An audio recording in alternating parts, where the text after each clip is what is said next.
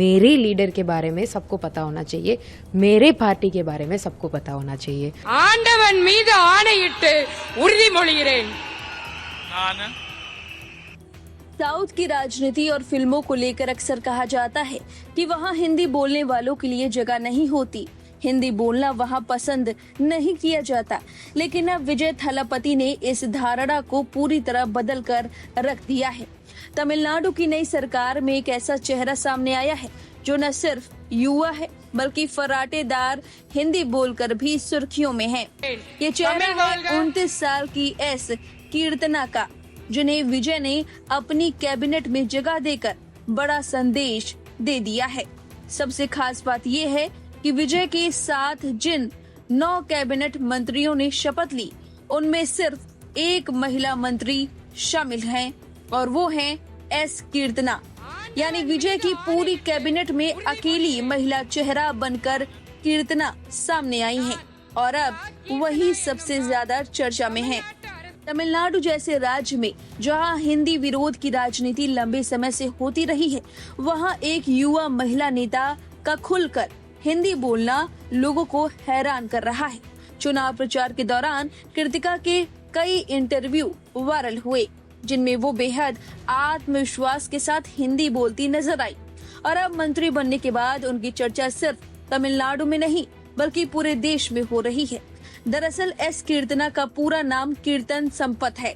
वह तमिलनाडु के शिवकाशी इलाके से आती है, वही शिवकाशी जो पूरे भारत में पटाखा उद्योग के लिए मशहूर माना जाता है। कीर्तना किसी बड़े राजनीतिक परिवार से नहीं आती बल्कि एक मध्यम वर्गीय परिवार से निकलकर उन्होंने अपनी पहचान बनाई है। पढ़ाई में तेज रही कीर्तना ने पोस्ट ग्रेजुएशन तक शिक्षा हासिल की और राजनीति में आने से पहले राजनीतिक सलाहकार के तौर पर काम किया।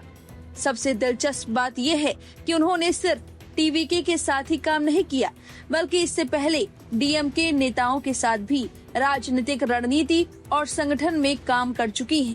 यहाँ तक कि एमके स्टालिन जैसे बड़े नेताओं के साथ भी उनका अनुभव रहा है।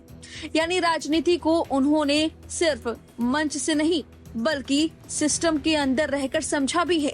2024 के चुनाव में कीर्तना ने शिवकाशी सीट से चुनाव लड़ा और 11,000 से ज्यादा वोटों से जीत हासिल कर इतिहास रच दिया। सबसे बड़ी बात ये रही कि शिवकाशी सीट पर आज तक कोई महिला चुनाव नहीं जीत पाई, लेकिन कीर्तना उस सीट से जीतने वाली पहली महिला विधायक बन गई। उन्होंने करीब 70 साल पुराना रिकॉर्ड तोड़ दिया, जहां दशकों तक सिर्फ पुरुष नेताओं का दबदबा रहा था और अब मुख्यमंत्री विजय थलापति ने उन्हें अपनी कैबिनेट में जगह देकर तमिलनाडु की सबसे कम उम्र की मंत्री बना दिया है। विजय का यह फैसला इसलिए भी खास माना जा रहा है क्योंकि उन्होंने सिर्फ बड़े और पुराने नेताओं पर भरोसा नहीं किया बल्कि एक पढ़ी लिखी प्रोफेशनल और नई सोच रखने वाली युवा महिला नेता को मौका दिया। आज तमिलनाडु में चर्चा सिर्फ विजय के मुख्यमंत्री बनने की नहीं बल्कि उनकी उस राजनीति की भी हो रही है जिसमें युवा चेहरे, महिलाओं की भागीदारी और भाषा से ऊपर उठकर काबिलियत को महत्व दिया जा रहा है। अब जरा सुनिए कीर्तना ने क्या कुछ कहा है। फिलहाल इस खबर पर आपकी जो भी राय है कमेंट करके जरूर बताएं। बने रहिए लाइव हिंदुस्तान के साथ।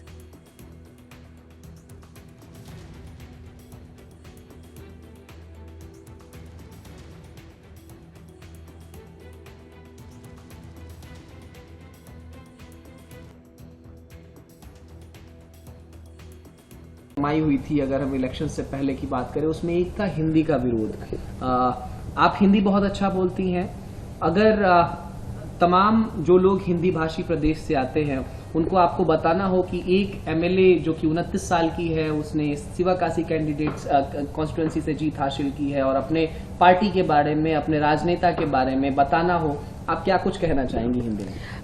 पहले तो मैं सबको ये बताने वाली हूँ, सब लोग बहुत कंट्रोवर्सी में ले रहे हैं, मैं हिंदी में बात कर रही हूँ। देखो, TVK is a party, as a leader सबको पता होना चाहिए। ऐसे तमिलनाडु में एक पार्टी है, वो उनके लैंग्वेज में हम जब बताएंगे उनको भी इंस्पिरेशन होगा, है ना। सो इसके वजह से मैं हिंदी में बात कर रही हूँ। अपने पार्टी की रिप्रेजेंटेशन हर जगह इंडिया पूरा, इवन अदर कंट्री, सब जहां मैं फैलाना चाहती हूँ। इसके वजह से मैं हिंदी में बात कर रही हूँ। मेरे लीडर के बारे में सबको पता होना चाहिए, मेरे पार्टी के बारे में सबको पता होना चाहिए। तो शिवगासी, आपके क्वेश्चन में वापस आ रही हूँ। तो शिवगासी में 2 जांबावान थे, उनके against just 29 years old I have defeated. तो मैं सबको ये बताने वाली हूँ, देखो politics is something, you should not scare about money, caste, nothing. सबको आना चाहिए पॉलिटिक्स में, सबको इन्वॉल्व होना चाहिए। आई एम जस्ट एग्जाम्पल, सब आओ, सब पॉलिटिक्स में इन्वॉल्व हो, वही मैं चाहती हूँ। कुछ पॉलिटिकल सवाल भी पूछते हैं, चूंकि तमाम आरोप आपके एलआई कांग्रेस पर भी लगाया जा रहा है कि बैक स्टैबिंग किया गया डीएमके के साथ। डीएमके के साथ वो इंडिया अलायंस में थे, अभी वो India alliance, they are now betraying India alliance to joining the TVK. How do you answer to all that, ma'am? So I would say the parties are coming with the right persons. They are only looking for a change, rather than backstabbing, all this stuff. They forget about all of this.